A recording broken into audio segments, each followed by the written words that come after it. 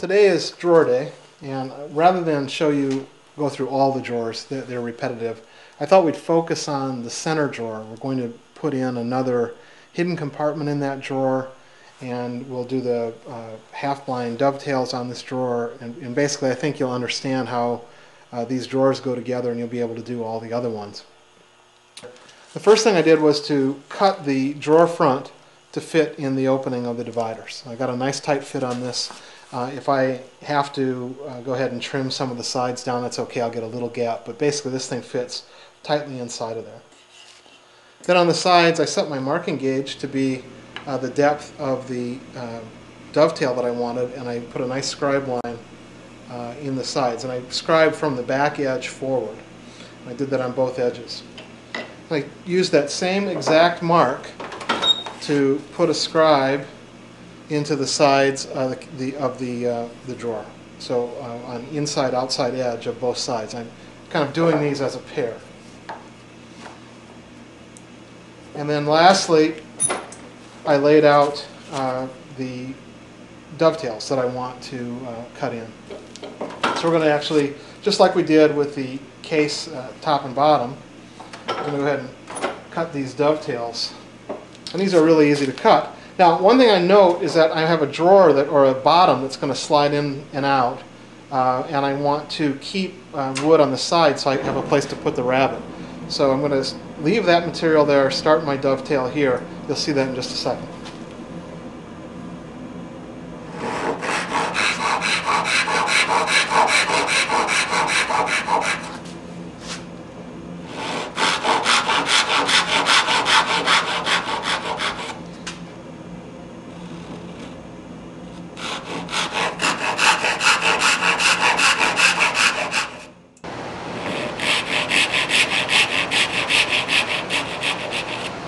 Okay, and just like we did on the case sides, the next step now is to go clean out this waste and also chop off the top, this top here. I won't show that because it's an exact repetition of what we did before. The only thing I'll note is that I have a much smaller gap now between the dovetails. This is kind of a showy surface. I'll leave that in place for these drawers. Now, just as we did last time, I went ahead and chopped out the waste material between. I just make a note here at the bottom again that I only took out a small triangular area. This is where a rabbet's going to go. I want to keep that in place. The next thing I want to do is set up my marking gauge to be the width of my side stock. Usually I oversize this slightly so that I can just trim the edge of the door flush, but in this particular case I have my door face exactly to the opening of my divider, so if anything I want to remove the side material rather than remove a lot of the door face. So I'm making the marking gauge really tight, if anything just slightly undersized. And now I want to mark that depth on the inside face of the two sides. So that's how deep I'm going to chop the mortises. Did I say chop the mortises? That's how deep I'm going to chop the dovetail.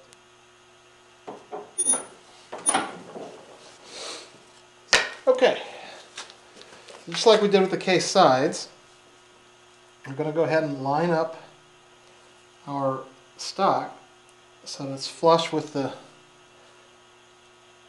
bottom of the drawer.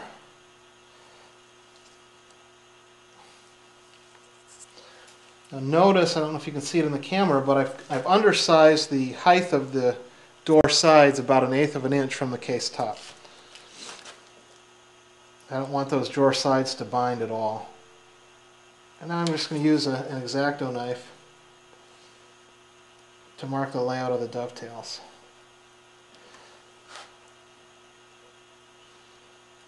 In this particular case, a marking knife would even be hard to get in here because literally it's just wide enough for my blade to go through at the very tip of the dovetail right here. It's just, there's not much space in there. So an X-Acto knife works great for this.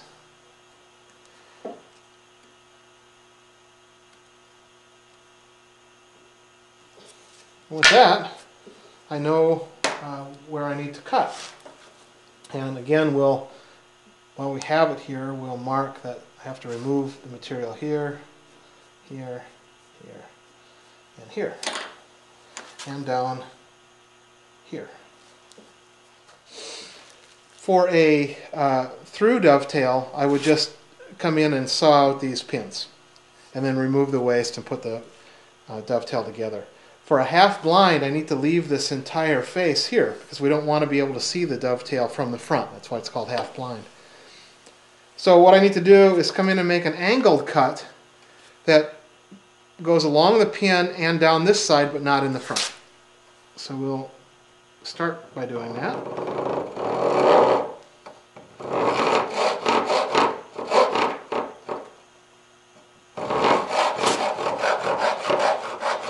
And I'm staying away from the line maybe a 64th of an inch.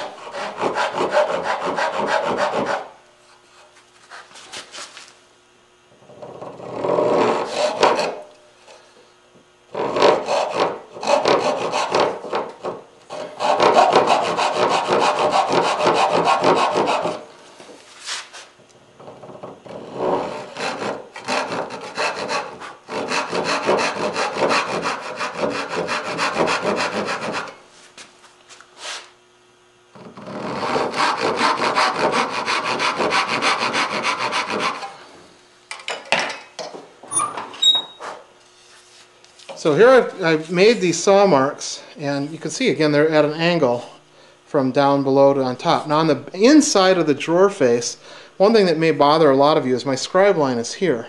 And I've cut below that scribe line. In other words, these saw marks are going to stay on the inside of my drawer, and anybody that looks on the inside of the drawer once it's finished will be able to see those.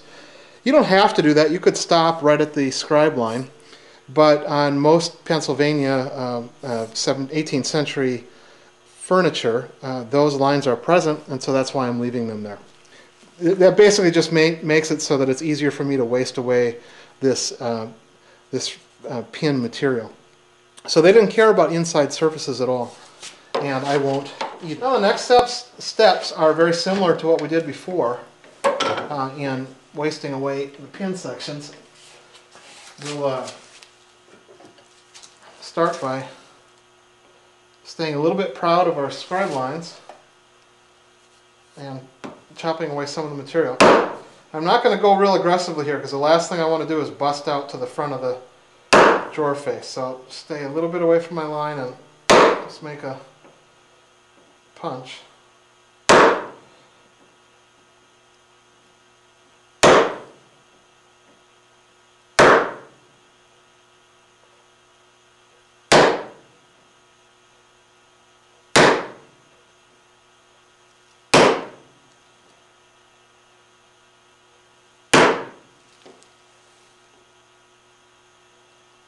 On this particular one, I actually can saw quite a bit, so I'm going to leave that end one alone for a minute. Switch back over here, and now start removing some of the material from the end.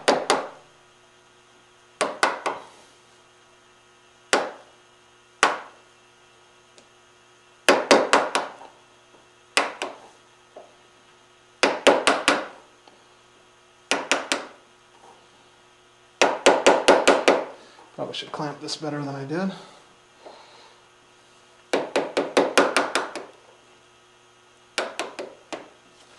Right.